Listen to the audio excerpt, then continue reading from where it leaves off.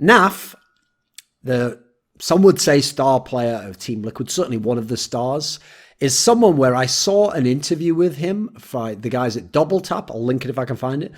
Love their interviews, by the way, where he was talking about the fact that when he was in Renegades, and some of this kind of ties back to when he was in the Optic lineup after Stanislaw left, and they had that like messed lineup where they had 4 of the players still, but they could never get the proper 5th. They could never get a proper in-game leader, and they were having issues. It actually looked the best towards the end when they had Tarek in-game leading. Obviously, that later went on to be the in-game leader of Cloud9. So he was talking about the fact that when he joined Renegades, he basically joined to be a support player, to be a supportive element within the team, and initially was doing that, and then basically, my words, not his, sort of just said, fuck it, I'm going to be the star player, actually. Like, I want to be the star player. I want things to be built around me. Now, that is notable for Naf's career, because if you know his career going way back to when he was in Denial, and then the early Team Liquid, which basically was the Denial squad, and then getting kicked out, and then having to go through the wilderness of being in those lesser teams, and finally work his way back to become, through Optic, Conquest, etc., before that tempo stopped, go to Optic, now in Renegades to emerge as a legitimate, really good player, and then in Team Liquid to solidify that, show he can do it against even the top level competition and in the biggest tournaments, deep in playoff stages, and now is acknowledged as one of the best players in the world, one of the best NA players, probably the best NA player overall. So what's great about this example, I think, is I love the way it unfolds, and the fact that it's not someone else telling him to become a star. It's not just looking at his gaming. It's like he decides, this is what I'm going to do, and this is the appropriate thing for me. He takes the gamble, the leap, and it succeeds, because becoming a star is a responsibility, and it requires a degree of maturity and understanding of that responsibility entails if you want to be the star. Now, people tend to only consider responsibility for the roles other than the star players in the team. They think of the in-game leader, he's got so much responsibility to scout the game, to design the tactics, to run the practices, to figure out what players to work with and how to use them. They think obviously of players who sacrifice a lot, like support players, like people like Fur in 2016 or NBK in the past, or Zipnix, who maybe could be more focal points of the offense, but instead are willing to facilitate others and sometimes do what we kind of jokingly term the bitch roles, because no one really wants to do these roles, but in doing so make their teams so much more versatile and powerful. Okay, we understand that sense of responsibility, because you're taking on a responsibility to do a special job or a hard job or a job that'll help someone else succeed. But stars sacrifice too, because when you're a star, you sacrifice the ability to complain as much as the others, to blame the others because you lose the game, because you are the star. You're getting the resources, you're getting focus within the team, you're having things set up, people are trying to facilitate you, people are taking on worse roles so that you can take on the role that's arguably the most fun, where you will get the most acclaim, praise, credit, and you will get to do what you want in the game, and maybe even have more autonomy than all the other players in the team, depending on what kind of in-game leader system is being run over there. So you actually sacrifice then the counter of it to that, which is to say, someone else didn't do their job, or, you guys, why aren't you fragging in this game why I am? You can't do that anymore. Now you have to live with the results that you get in the server. So that's why to accept this role, to demand this role, to choose this role, not everyone should do it, because yes, I love it when Naf did it, because you started to see with his talent level in Renegades, and especially now in Team Liquid, that he had the capability to do it. Whereas actually, if he'd have tried to do that 2 years earlier, when he was coming in the Conquest days, then coming into the Optic days, I would have said this is a mistake, because I remember when he was back on Denial and he'd have the odd map, he'd go off. I remember in the early Optic, or not early Optic, the Optic days with Stanislaw still, when he had the crazy E-League final, but there were other games where he was just a good player. He was just all right, you know. He wasn't always having monster numbers. And so it made sense that he was kind of a confused player, and so people kind of shuffled him to the back of the pack, and he semi-plays support because we need a support player, and he does some fragging, but not most of it, and we've got star players elsewhere, Tarek, Mixwell, obviously in the past played with much better players in the Denial days, etc., and so he kind of was a lost player to some degree. But that's the point. If he'd have chosen it then, it might have been the wrong move. It might have been a move that wouldn't have been sacrifice, or wouldn't have been accepting responsibility. It would have been escaping responsibility, that you can't play that role yet, and you need to do something else for your team. Escaping sacrifice, in as much as I won't sacrifice and play a different role so that another guy who's more equipped can be the star player. The key thing here is the very fine distinction between arrogance, where you just imagine you're the best, and just say, hey, I'm the best, and I want to be the best, and you know what, I just want to have fun here, and I just want to be the guy who doesn't have to pay any attention, and maturity, which is where you know, actually, I don't just think I can, or think I'm the best. I know I can do this, and I know I'm the best, and I'm willing to put myself on the line, my credibility on the line, and accept all the blame from the rest of you if I fail in this respect.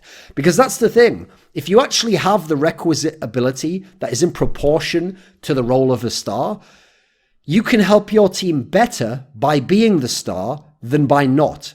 Like, actually, one of the worst things I think you can do in Counter-Strike and most big team games is to have a bunch of good players and nobody wants to step forward as the star, and you to just kind of be like, we're all kind of stars. We just share, There's no one really has to have like the focal point or the role. We're all sacrificing stuff. Those teams almost never win the championship. Those teams don't go down in history as the greatest teams of all time. Now, whether there's a discussion about it and a conscious decision is irrelevant to the fact that the most successful teams of all time have a structure and have clear star players for this exact reason.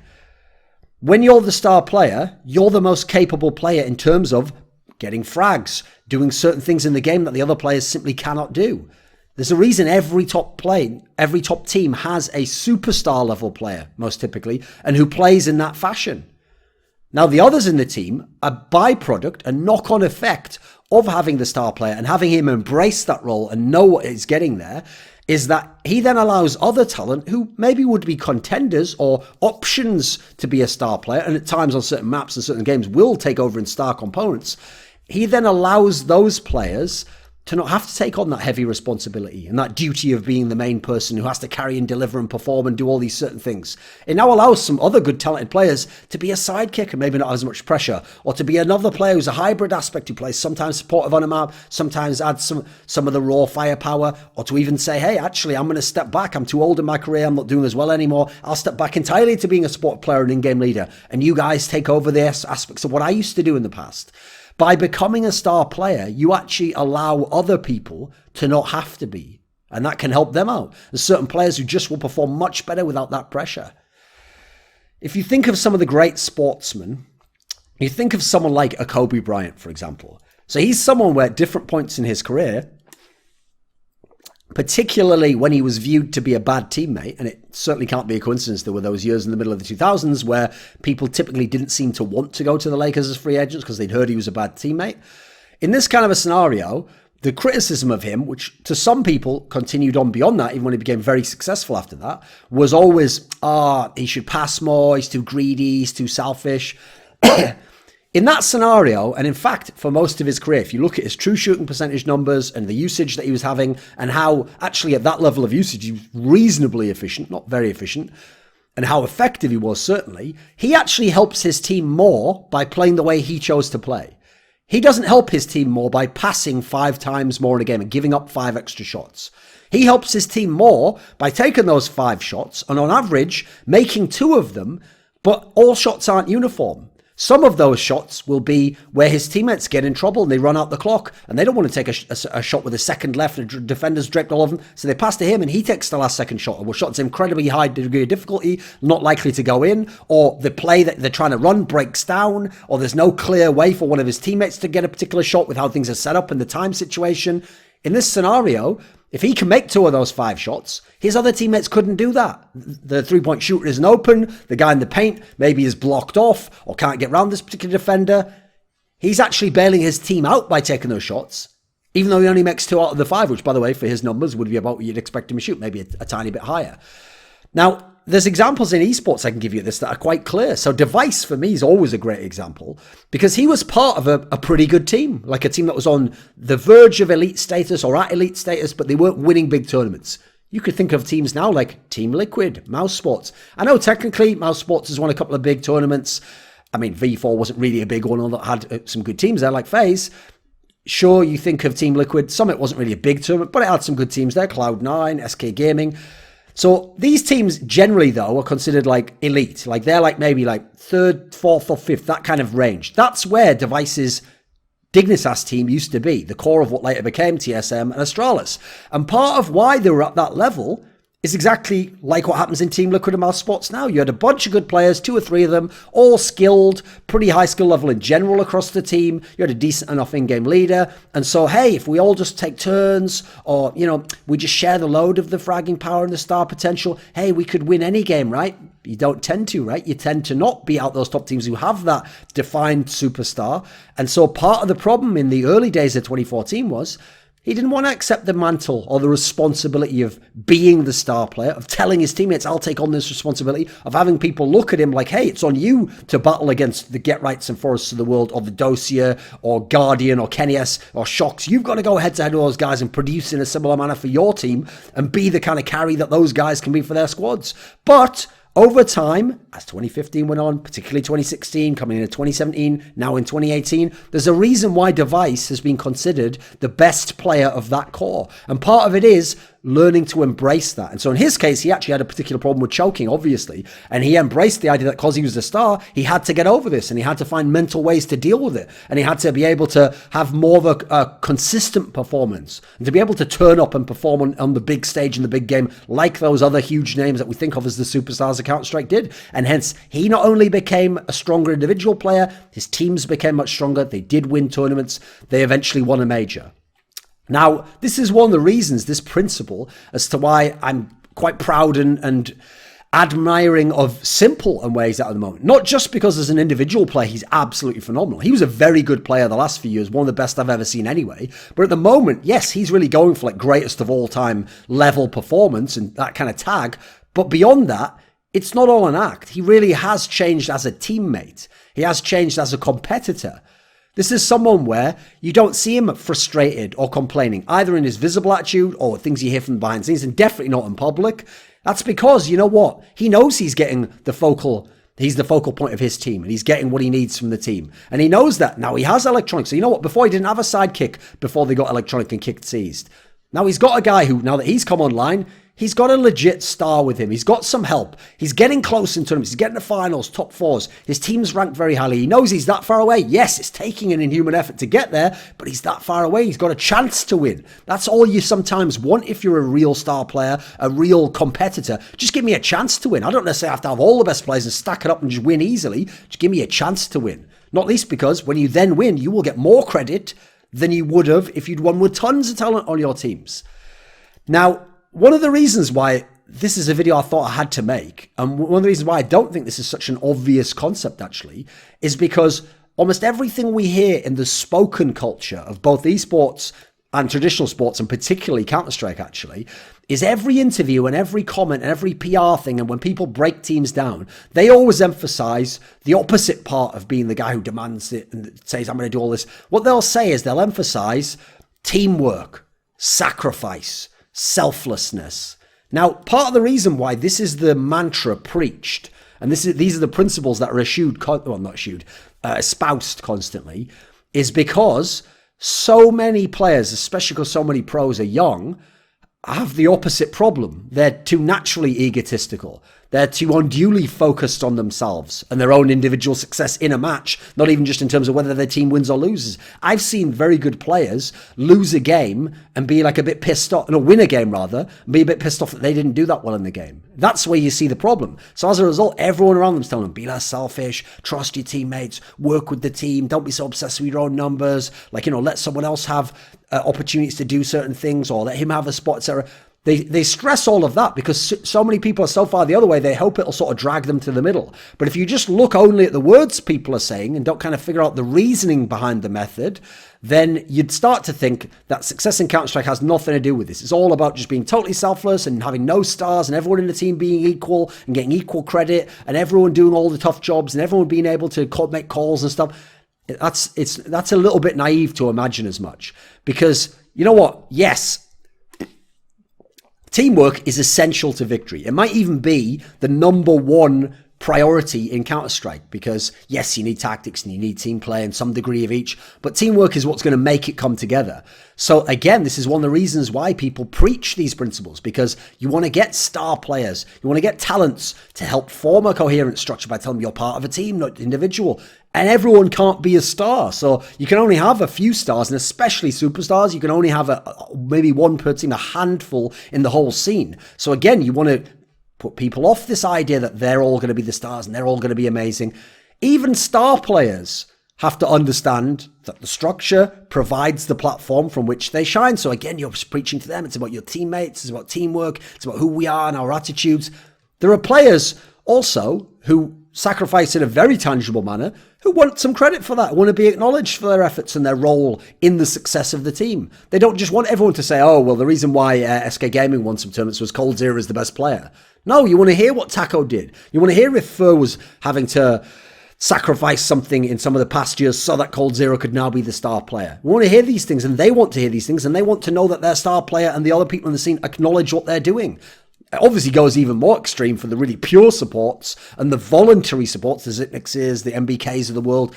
Then you've got to add in, some places have cultural differences which make this naturally part of the vernacular of how they would speak. So I'm thinking particularly of the Nordic countries with the whole law of Jante and the mentality that you de-emphasize the individual and what the individual can do, and that the individual should never put himself above the concept of the group and the team or think he is better than other people, even if in the game he is.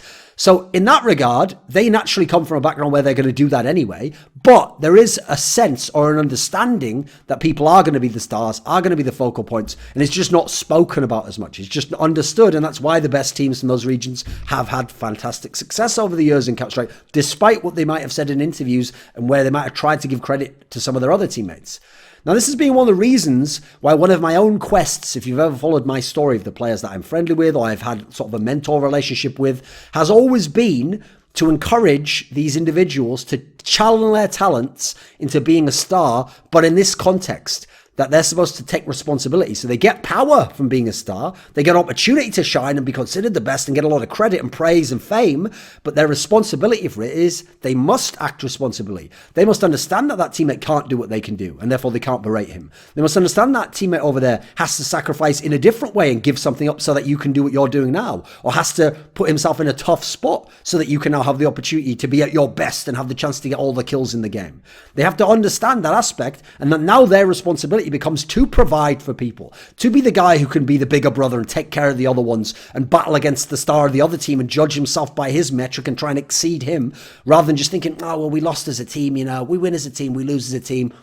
Now, that might come out in the jokes or things people have only seen me say publicly, thinking that I'm just saying, you're the star, fuck all your teammates. No, the point is I always stress the responsibility that comes along with it, that it's got baggage that comes with it, but you accept that if you want to be the star. And to me, that's a healthy and a productive attitude to have, because it then defines the structure of the team from the top and the bottom, and you meet somewhere in the middle, hopefully.